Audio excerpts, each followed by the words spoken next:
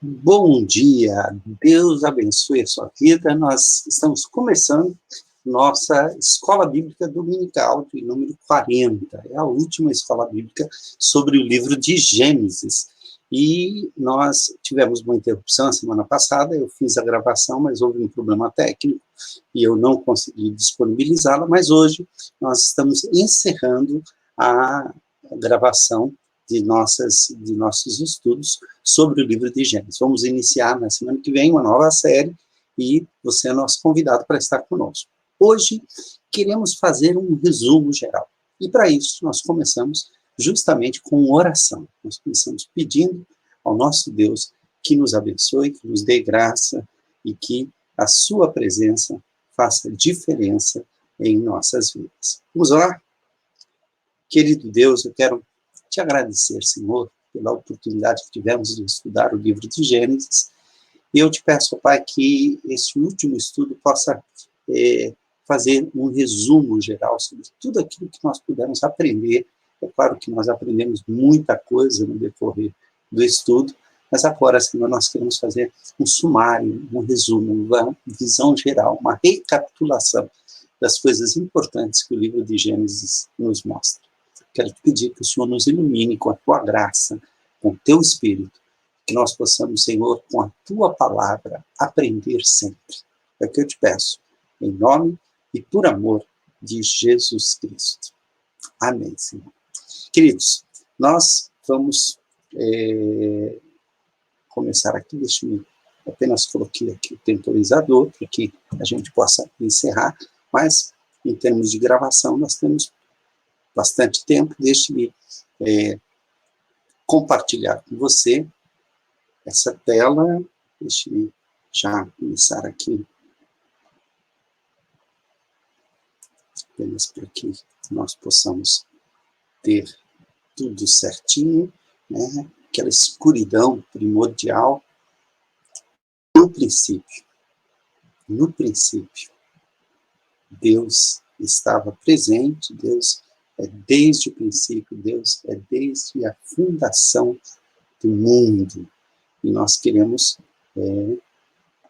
começar justamente com essa oportunidade que nós temos aqui de entender esse texto. O que a Bíblia começa dizendo justamente isso, né? No princípio, criou Deus o céu e a terra. A terra era vazia e sem forma.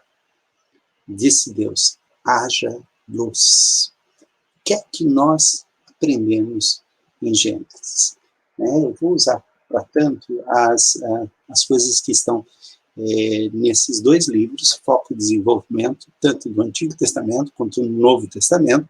É uma edição do Carlos Oswaldo Cardoso Pinto, e nós queremos aproveitar essa segunda edição, que 2014 ela nos ajudou muito na compreensão desse texto. Vamos lá. A primeira coisa que o livro de Gênesis nos ensina, melhor, à medida em que nós lemos o livro de Gênesis, nós vamos descobrindo a pessoa e o caráter de Deus. Quem é esse Deus? Que Deus é este que nós estamos adorando? Então, em primeiro lugar, é um Deus poderoso. O poder e a majestade de Deus vão se manifestar no seu trabalho criador, né, ordenando o universo, deixando o universo preparado. Nos capítulos 1 e 2 nós temos isso, que o universo é preparado e adequado para que o ser humano, os animais e toda a natureza exista. O seu poder se evidencia também nas forças cataclísmicas, que ele reúne e desencadeia, tanto para julgar a humanidade pecadora, como para mostrar as suas ações grandiosas na natureza. Também na maneira simples, mas engenhosa, pela qual ele dispersa a geração pós-diluviana, né? Ele não usa nenhum cataclismo, ele simplesmente confunde as línguas. E a desobediência à ordem divina, que era para que eles se espalhassem e enchessem a terra, é então cumprida através dessa maneira pelo poder de Deus. O poder de Deus é sutilmente demonstrado também na capacitação e de Abraão e Sara, né? Embora já fora da idade, eles pudessem, mediante a fé, gerar a semente.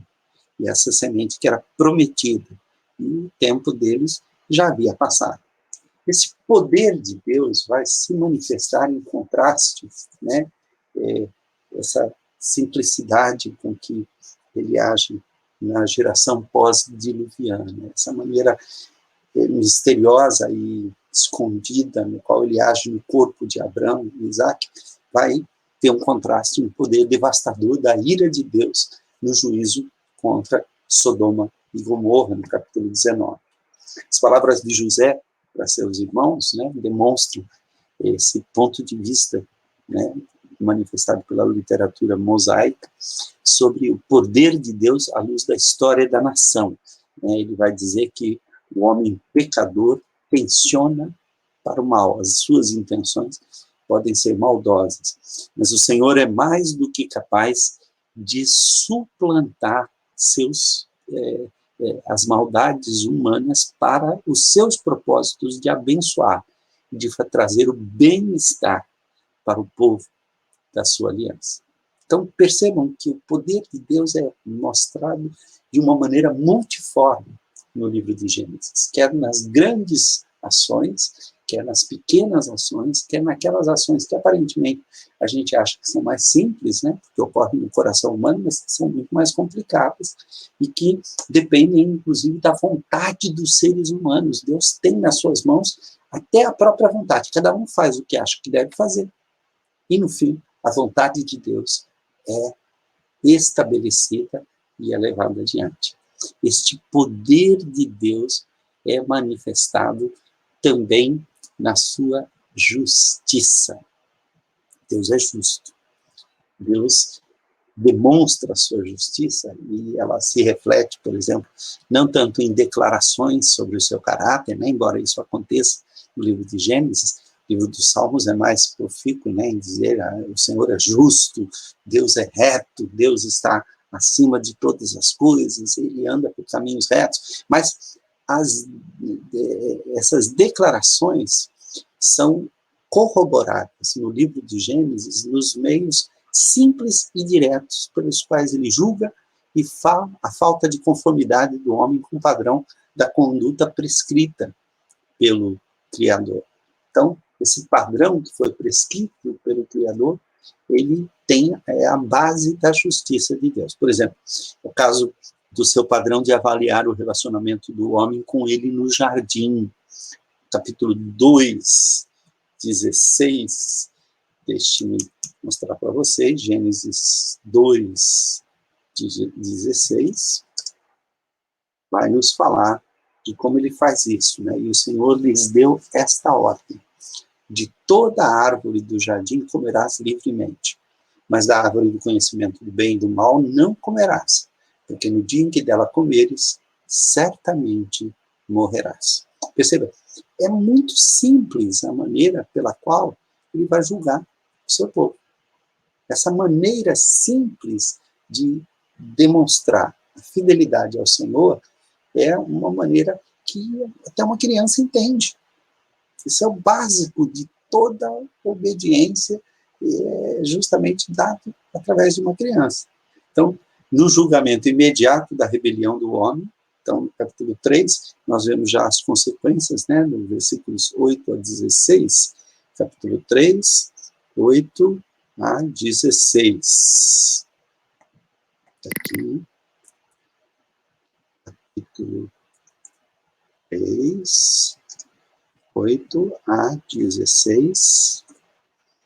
Aqui, quando ouviram a voz do Senhor, que andava no jardim pela viração do dia, esconderam-se da presença do Senhor Deus, o homem e a sua mulher, por entre as árvores do jardim. E chamou o Senhor Deus ao homem e lhe perguntou: onde estás? Ele respondeu: ouvi a tua voz no jardim, e porque estava nu, tive medo e me escondi. Perguntou-lhe Deus: quem te fez saber que estavas nu? Comeste da árvore que te ordenei que não comesses? Então disse o homem: a mulher que me deste por esposa, ela me deu da árvore e eu comi. Disse o Senhor Deus à mulher: que é isso que fizeste?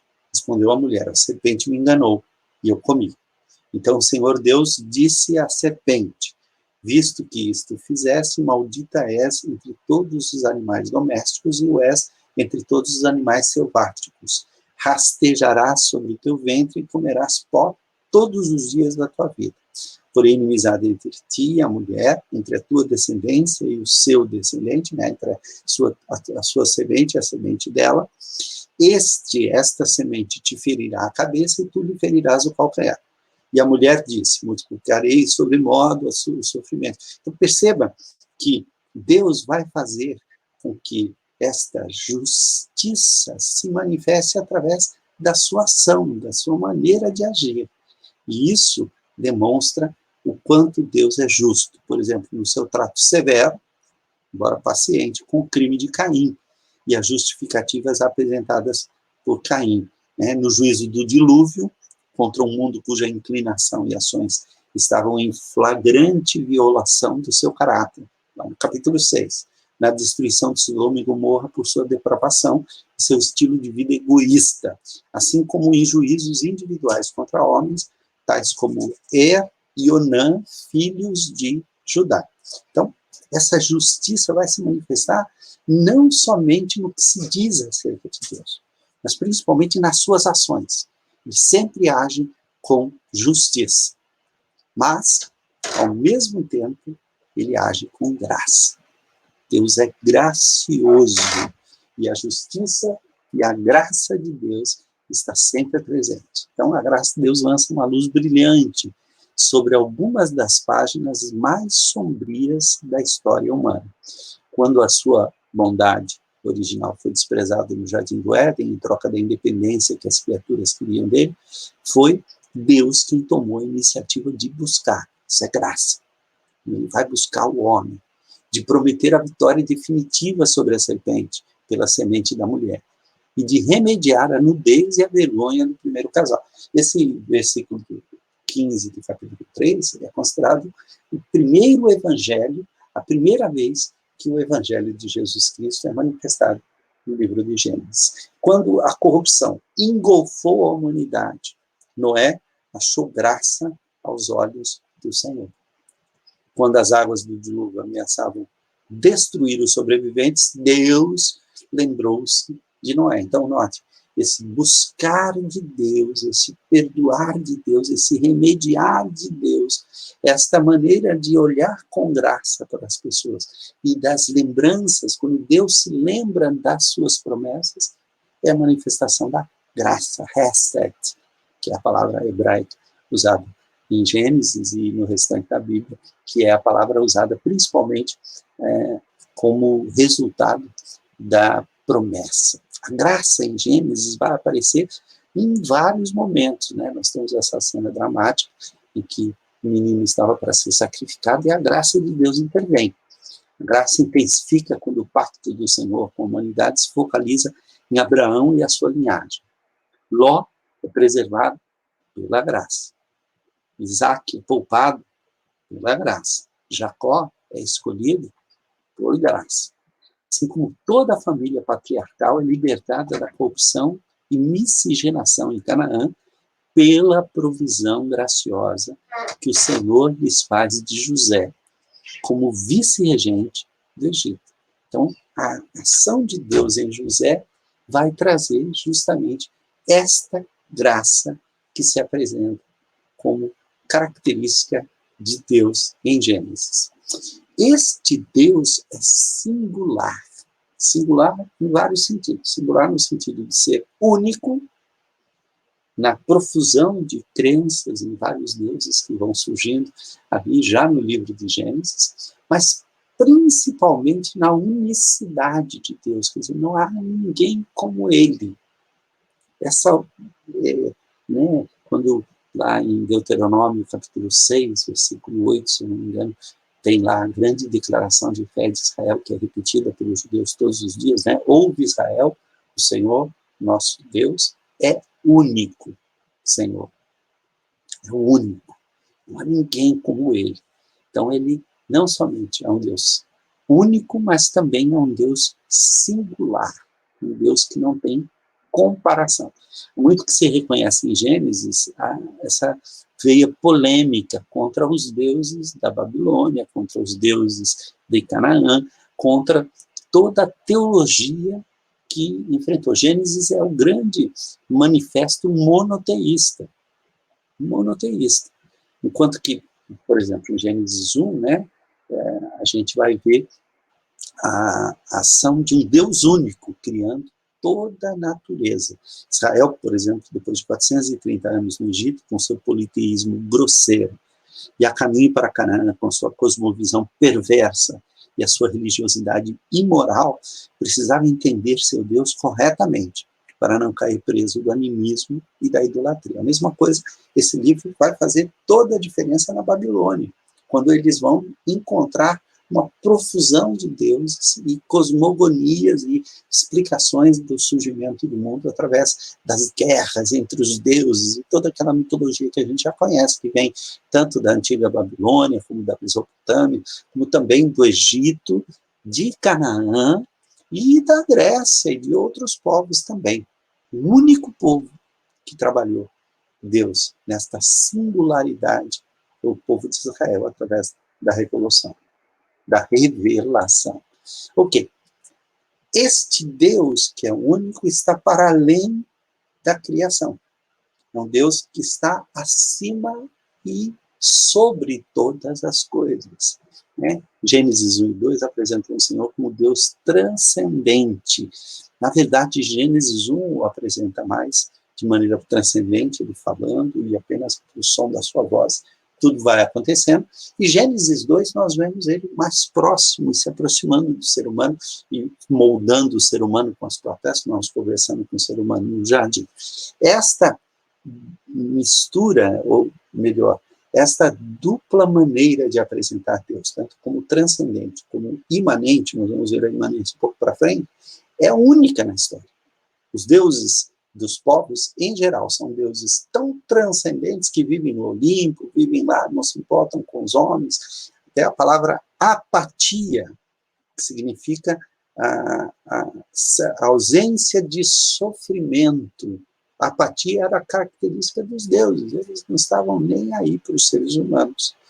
Eles faziam dos seres humanos joguetes, eles eram provocados pelos seres humanos. No caso dos deuses animistas, né, dos deuses da natureza e do animismo que se apresenta, por exemplo, no panteísmo, é exatamente o contrário. Um Deus tão presente que se confunde com a natureza. Já o Deus da Bíblia é, ao mesmo tempo, transcendente e imanente, como o Deus transcendente que existia antes do universo e dele não dependia de coisa para coisa nenhuma. Ele é o Senhor absoluto das forças do universo, como o Sol, a Lua, as águas caóticas, que para as outras nações eram considerados como deuses. As águas caóticas do oceano primordial, né, sobre as fontes, os cursos d'água, tudo isso para os gregos, para os mesopotâmios, para os cananitas, para os egípcios, era divinizado. E até os grandes monstros marinhos que são apresentados na mitologia são criaturas de um Deus que está para além de todas as coisas. Esses elementos tinham, em Gênesis, você vê a narrativa, tem um quê mitológico, mas era uma maneira de demitologizar, quer dizer, de anular a mitologia dos povos do Oriente Médio Antigo, particularmente os sumérios e os cananeus. E a gente vai ver muito em relação, se você olhar lá as lições 1, 2, 3, acho que até 4, a gente fala muito sobre essa correspondência que existe entre Gênesis e as mitologias, mas no sentido de suplantá-las e apresentar um Deus único, um Deus que está para além de tudo isso. Notem, como eu disse, há uma semelhança e uma diferença. Na narrativa do dilúvio, por exemplo, tem paralelos nos épicos sumérios de Gilgamesh e Atarrázes, estende o tom polêmico, lembra que eu disse, é uma polêmica, é uma guerra contra o politeísmo e as formas de entender a religião, né, eles estendem isso ao descrever não um Deus caprichoso e vingativo, que destrói a humanidade devido ao desconforto, à falta de sono, como acontece nos mitos babilônicos, né, que Deus está lá tentando dormir, os homens estão fazendo barulho, então ele resolve apagar a humanidade para que haja silêncio no céu. E é diferente, o Senhor, Deus é um Deus cujo caráter santo e propósitos benevolentes para com o homem eram menosprezados e violados pela conduta pecaminosa da humanidade.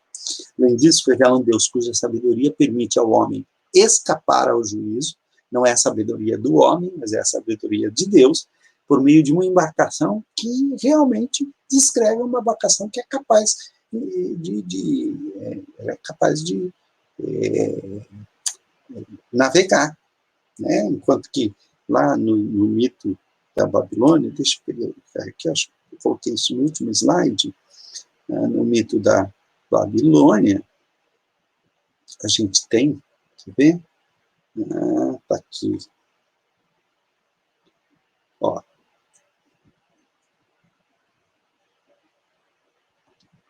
Não é isso mesmo. Deixa eu ver. Tá aqui. Então, na época de Gilgamesh, o herói Utnapishtim supostamente escapa à destruição no dilúvio em uma embarcação de formato cúbico, totalmente incapaz de flutuação, estável e de dimensões insuficientes para a verdadeira preservação da vida. Então, o que nós estamos vendo aqui? Essa semelhança e as diferenças entre o Deus que é singular, esse Deus que nos enche de graça, esse Deus que nos abençoa. Então, como eu estava dizendo aqui, onde é que está? Apenas, ok? Então, a narrativa do dilúvio, ok? Esse caráter benevolente e a sabedoria desse Deus que realmente providencia a salvação. É um Deus imanente. É um Deus que não somente é transcendente, mas também é imanente. A singularidade do Senhor aparece em cores ainda mais brilhantes no fato de que Ele é um Deus que, apesar de transcendente e todo-poderoso, Ele busca um relacionamento. Esse é o grande sinal de Gênesis, né? Ele busca um relacionamento com as suas criaturas. E Ele se revela. Um Deus que se apresenta, um Deus que estabelece alianças. E essa aliança vai aparecer em vários lugares, né? 9, de 8 a 17, primeira vez que essa aliança aparece. Vamos dar uma olhada lá, Gênesis 9, de 8 a 17.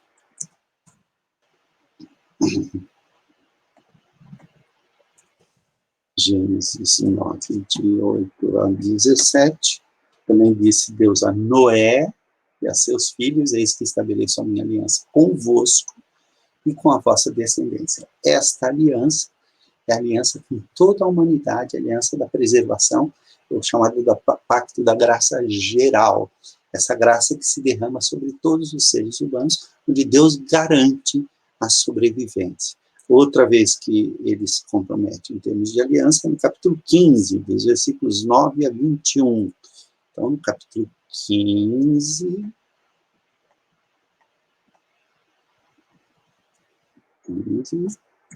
de 9 a 21, né?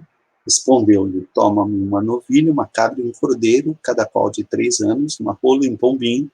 E ele, tomando todos esses animais, partiu pelo meio e lhes pôs em ordem as metades, uma defronte das outras.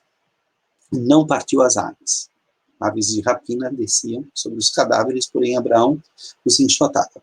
Essa maneira de fazer aliança era uma maneira conhecida de Abraão. Então, notem o amor de Deus, a graça de Deus, essa imanência de Deus em usar meios que Abraão compreendia. Tu poderia simplesmente fazer as alianças com o ser humano não entenderia nada daquilo. Então, Deus já começa a demonstrar a encarnação essa adequação ao sentido, ao jeito de entender do ser humano. Então, ao pôr do sol, caiu profundo sono sobre Abraão, e grande pavor e cerradas trevas o acometeram. Então lhe foi dito: sabe com certeza que a tua posteridade será peregrina em terra alheia e será reduzida à escravidão.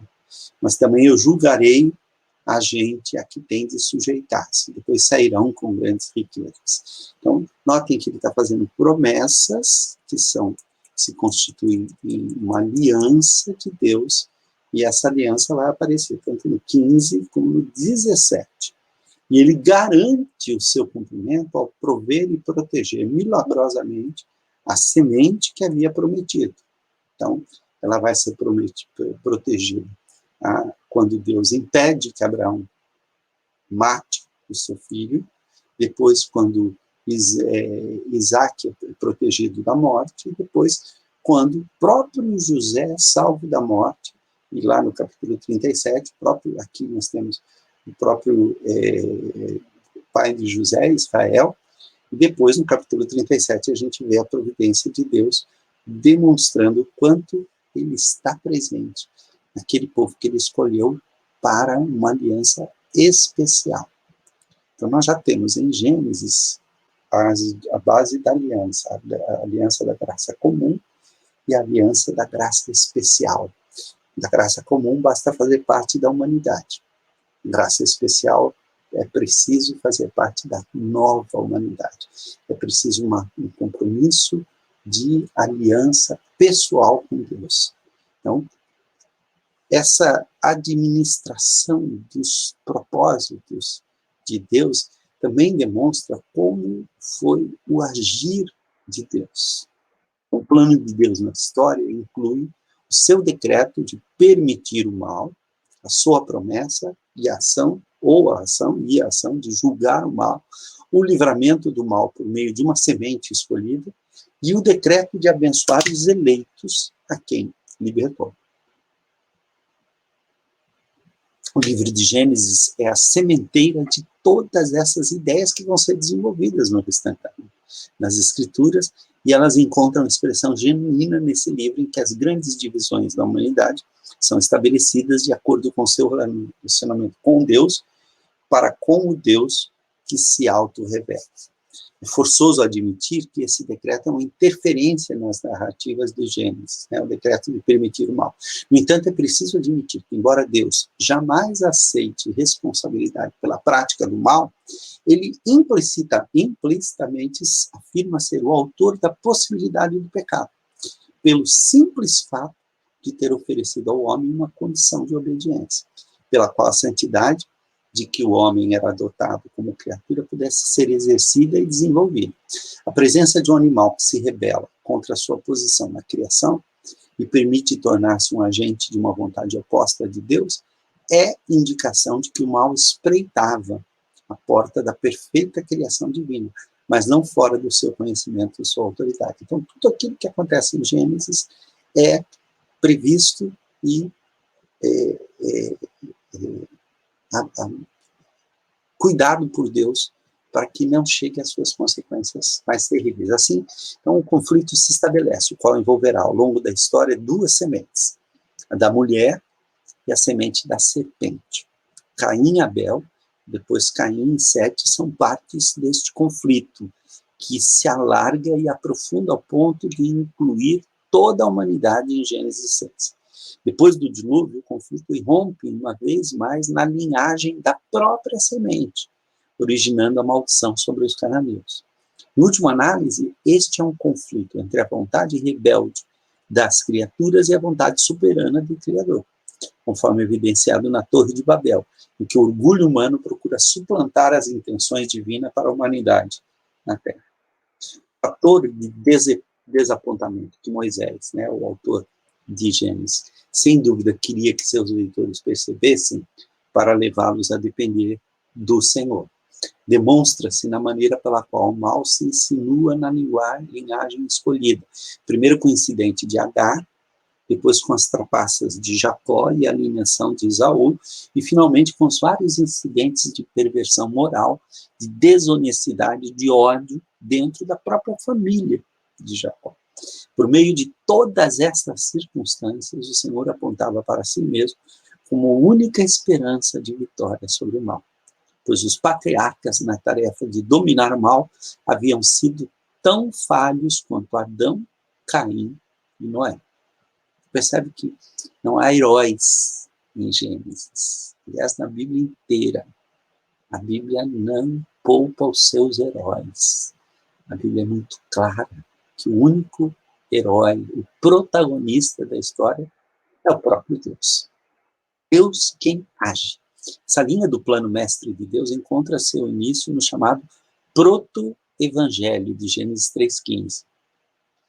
Exegeticamente falando, todavia, pode-se argumentar que a própria criação, conforme descrito em Gênesis 1, é um ato de juízo e, ao mesmo tempo, de redenção.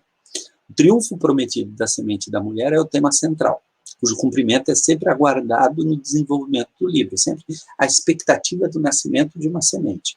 E, no entanto, jamais se realiza, mesmo quando as possibilidades da escolha de sementes se limitam a uma das famílias do clã de Jacó.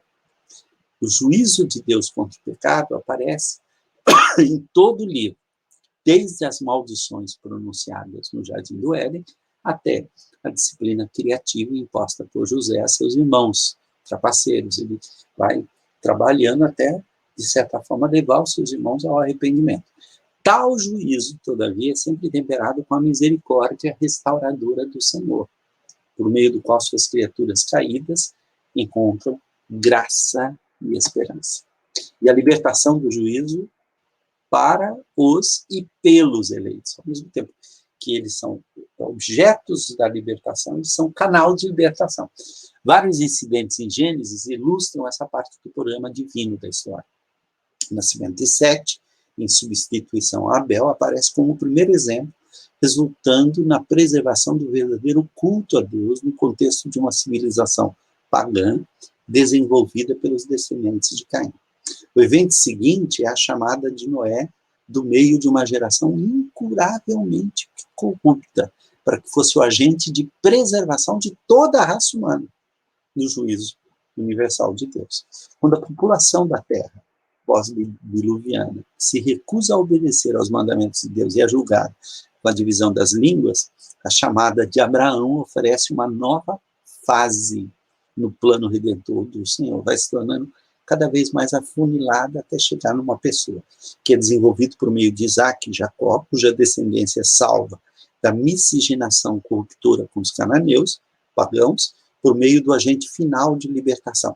E penso o seguinte, se a família de Jacó tivesse ficado em Canaã, ao invés de ir para o Egito, para ficar isolado, eles iriam se misturar com os cananeus e iriam aprender como mais tarde, depois de 450 anos, eles tinham sido trabalhados com tradições, com lembranças, com conhecimentos que ficaram guardados no coração. Isso, de certa forma, protegeu os israelitas da Terra Prometida, mas não protegeu o suficiente. A corrupção humana é muito grande. Então, olha só, por meio do agente final de libertação em Gênesis, que é José, quem o próprio faraó reconhece como um homem capacitado por Deus. Uma vez que o livro termina com o registro da morte de José e do seu sepultamento no Egito, o escritor, Moisés, é atribuído como escritor, tensionava que os seus leitores percebessem que a saga da semente da mulher ainda não acabara. Pensa bem, 450 anos depois o povo de Israel sai do Egito e eles levam o caixão de José. Então, José é um grande salvador do passado, mas não é a promessa final da semente. O mundo, a semente da mulher ainda não acabara, e que a tarefa de libertar o mundo do mal seria passada a outros instrumentos, até que a verdadeira semente surgisse na história, de Jesus Cristo. Então nós vemos claramente no livro de Gênesis esse decreto de abençoar os eleitos. Gênesis começa com uma progressão do caos à bênção. Começa falando, no princípio a terra vazia, sem forma, é um caos. Os últimos versículos do capítulo 1 vai dizer, e abençoou Deus, crescei e multiplicai. Quer dizer, do caos à organização, do caos à criação, nós temos esse decreto de abençoar. E o homem, como governante, mediatório de Deus, é abençoado com vitalidade, crescei, multiplicai-vos, fertilidade, enchei a terra, com as quais ele deve encher a terra e desfrutar Deus e a sua criação. A partir da queda, bênção e maldição coexistem, como nos dias atuais. Nunca pacificamente. E o mal progride a ponto de quase eliminar a possibilidade de bênção. Mas nessa altura o Senhor intervém graciosamente e seleciona Noé como canal pelo qual a bênção divina fluirá para uma humanidade renovada, apesar de ainda corrupta. Preste atenção nisso, porque isso é de uma importância fundamental. Quando a gente vê o mal tomando conta, e a gente fala, gente, não vai ter jeito. Deus sempre intervém. Gradativamente, o decreto de abençoar vai adquirindo forma mais definida. Sem é declarado herdeiro de um relacionamento especial com o Senhor, a sua linhagem é escolhida para receber e mediar a bênção. Essa linhagem passa por Éber, da onde vem os hebreus, e Terá, pai de Abraão. E a essa altura chega a ser um ponto culminante. E uma promessa específica é feita e anunciada. Em ti serão benditas todas as famílias da terra. Olha aqui, Gênesis 12, 1. Como Deus vai, ora disse o Senhor a Abraão, sai da tua terra, da tua parentela e da casa do teu pai, vai para a terra que te mostrarei. De ti farei uma grande nação, te abençoarei e te engrandecerei o nome, se tu uma bênção. Abençoarei os que te abençoarem, amaldiçoarei os que te amaldiçoarem. Em ti serão benditas todas as famílias da terra. Então, percebam que essa bênção de Abraão, essa promessa depois ampliada como uma aliança de concessão real, ele é tratado como um rei, e uma aliança de suzerania e vassalagem, quer dizer, o Senhor Deus é suzerano, é o Senhor, e a vassalagem é uma vassalagem voluntária, que prendem a bênção do Senhor à semente de Abraão, depois, primeiro como recipiente, e depois como canal de bênçãos. Então, a gente, com isso, a gente tem uma visão geral do livro de Gênesis. Uma visão ampla, essa visão fantástica desta ação de Deus no livro de Gênesis. Deus abençoe a tua vida, que o teu coração seja alcançado pela presença de Deus. E continue conosco na nossa escola bíblica online, nossa escola bíblica dominical, mas está à disposição para ser assistida. Assista as 40 lições do livro de Gênesis, estude bastante, porque o livro de Gênesis nós arranhamos apenas a superfície da grandiosidade que esse livro tem para nos oferecer. Que Deus te abençoe, que a graça de Jesus esteja no teu coração. Amém.